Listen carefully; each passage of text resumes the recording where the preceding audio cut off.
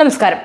രാജഭരണം സ്വപ്നം കണ്ട തൈക്കണ്ടിയിൽ കുടുംബത്തിന് SFIOയുടെ വക നല്ല ഒന്നാന്തരം പണിയാണ് കിട്ടിയിരിക്കുന്നത്.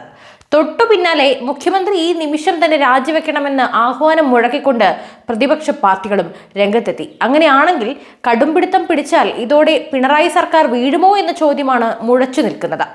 മാസപ്പടി കേസിൽ മുഖ്യമന്ത്രി പിണറായി വിജയന്റെ മകൾ വീണ വിജയനെ പ്രതി ചേർത്തുകൊണ്ട് സീരിയസ് ഫ്രോഡ് ഇൻവെസ്റ്റിഗേഷൻ ഓഫീസിന്റെ കുറ്റപത്രമാണ് നിലവിലെ സംഭവങ്ങളുടെ എല്ലാം പ്രഭവ കേന്ദ്രം. അതിന് കാരണക്കാരനായതോ സാക്ഷാൽ ഷോൺ ജോർജും. അപ്പനെ ജയിലിൽ കയറ്റിയ പിണറായി സഖാവിനോടുള്ള തിരിച്ചടിയാണ് ഷോൺ ഇതിലൂടെ നൽകിയത്. അതെ, കൊടുത്താലങ്ങ് തലസ്ഥാനത്തും കിട്ടും.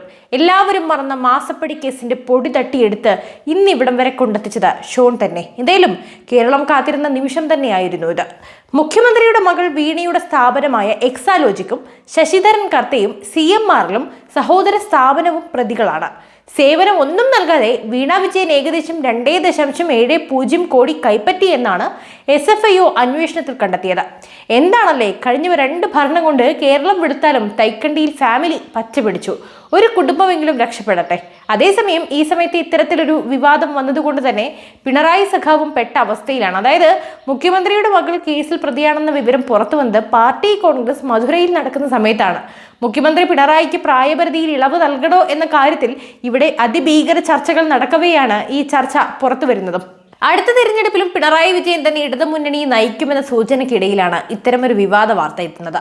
ചിലപ്പോൾ ഒരുപക്ഷെ ഇക്കാര്യത്തിൽ കേസ് പ്രതികൂലമായി ബാധിച്ചേക്കാം. എന്നാൽ സംസ്ഥാനത്തിന്റെ കിരീടം വെക്കാത്ത രാജാവാണെന്ന് പറഞ്ഞ് വെറുതെ വിടാനും ചാൻസ് ഉണ്ട് കേട്ടോ. എന്തായാലും പ്രോസിക്യൂഷൻ നടപടികൾക്ക് കേന്ദ്ര കമ്പനികാര്യ മന്ത്രാലയത്തിന്റെ അനുമതി ലഭിച്ചിട്ടുണ്ട്.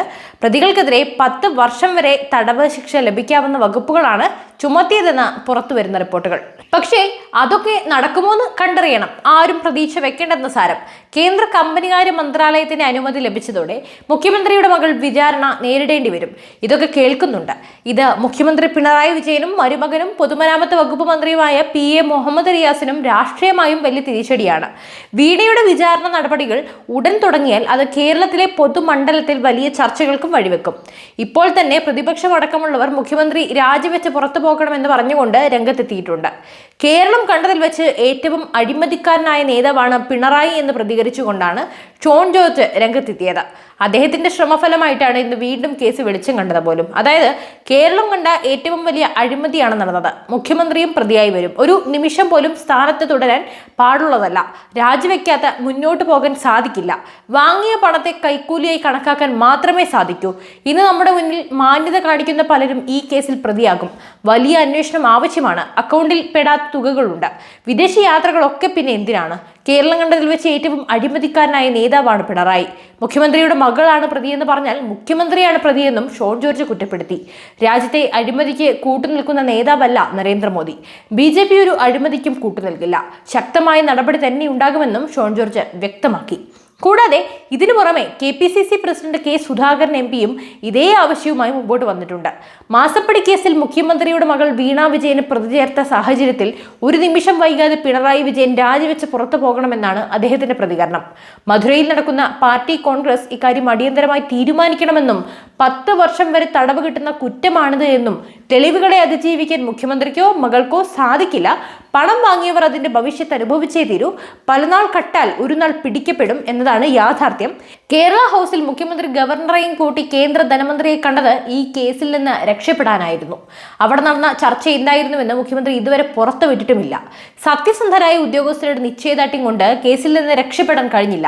മധുരയിൽ നടക്കുന്ന സുപ്രധാനമായ പാർട്ടി കോൺഗ്രസ് പതിവ് പോലെ മുഖ്യമന്ത്രിയെ സംരക്ഷിക്കാനാണ് നീക്കമെങ്കിൽ CPMന്റെ അന്ത്യത്തിന് അവിടെ നിന്ന് തുടക്കം കുറിക്കും. പാർട്ടി കോൺഗ്രസ് ഇക്കാര്യത്തിൽ സത്യസന്ധമായ നിലപാട് സ്വീകരിക്കണമെന്ന് സുധാകരൻ ആവശ്യപ്പെട്ടു.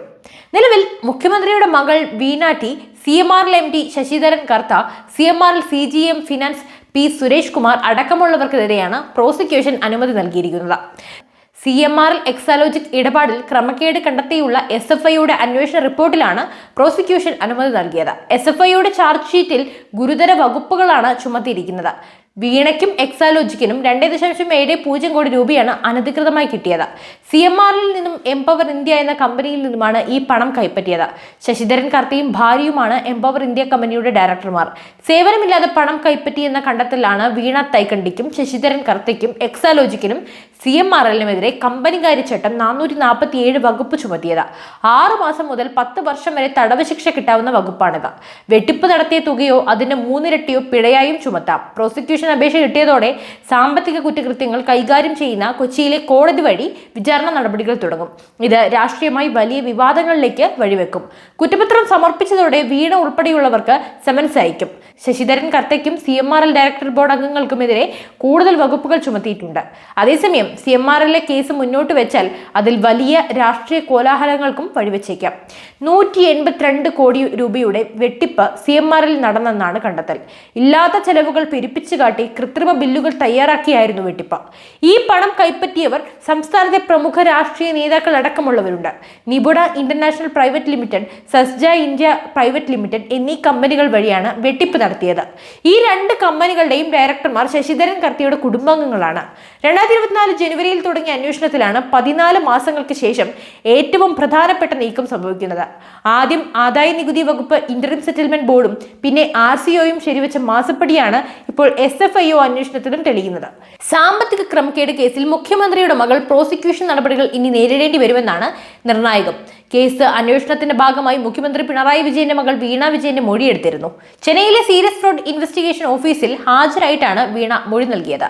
ചെന്നൈയിലെ അന്വേഷണ ഉദ്യോഗസ്ഥർ അരുൺ പ്രസാദാണ് മൊഴിയെടുത്തത്. നേരത്തെ തന്നെ സ്വകാര്യ കരിമണൽ കമ്പനിയുമായുള്ള ഇടപാടുകളിൽ SFIയുടെ അന്വേഷണം തടയണമെന്നാവശ്യപ്പെട്ട് വീണ നൽകിയ ഹർജി ഹൈക്കോടതി തള്ളിയിരുന്നു. മാസപ്പടി കേസിൽ തനിക്ക് ബന്ധമില്ല എന്നായിരുന്നു വീണയുടെ നിലപാട്. താൻ IT പ്രൊഫഷണൽ മാത്രമാണെന്നും രാഷ്ട്രീയ പാർട്ടികളുമായി തനിക്ക് ബന്ധമില്ലെന്നും അവർ പറഞ്ഞിരുന്നു.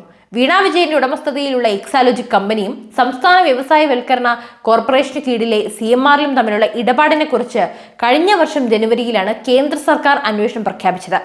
SFIയായിരുന്നു അന്വേഷണ ചുമതല. അഡീഷണൽ ഡയറക്ടർ പ്രസാദ് അറ്റല്ലിയുടെ നേതൃത്വത്തിലുള്ള 6 അംഗ സംഘത്തെയാണ് അന്വേഷണത്തിനായി ചുമതലപ്പെടുത്തിയത്. ഡെപ്യൂട്ടി ഡയറക്ടർ അരുൺ പ്രസാദിനെ ഇൻവെസ്റ്റിഗേറ്റീവ് ഓഫീസറായും നിശ്ചയിച്ചിരുന്നു. അതുപോലെ തന്നെ Cochin mineral and rutiles company അഥവാ CMRL എന്ന സ്വകാര്യ കമ്പനി വീണ വിജയന്റെ ഉടമസ്ഥതയിലുള്ള എക്സാലോജിക് സൊല്യൂഷൻസ് എന്ന കമ്പനിക്ക് നൽകാത്ത സേവനത്തിന് പ്രതിഫലം നൽകിയെന്ന ഇന്ററിം സെറ്റിൽമെന്റ് ബോർഡിന്റെ കണ്ടെത്തലാണ് മാസപ്പടി വിവാദത്തിന് തിരികൊളുത്തിയത്. എന്തായാലും ഇതോടെ മാസപ്പടി കേസിന്റെ വിവാദങ്ങൾക്ക് തിരികൊളുത്തിയിരിക്കുകയാണ്. ഇനി മുഖ്യമന്ത്രിയുടെ കസേരയുടെ കാര്യത്തിലും ഏകദേശം തീരുമാനം നമുക്ക് ഉടൻ തന്നെ അറിയാം. എന്തായാലും ഈ വിഷയത്തിൽ നിങ്ങളുടെ വിലയേറിയ അഭിപ്രായങ്ങൾ തീർച്ചയായും രേഖപ്പെടുത്തൂ. പുതിയ വാർത്തയും വിഷയമായി വീണ്ടും എത്തും വരെ നന്ദി.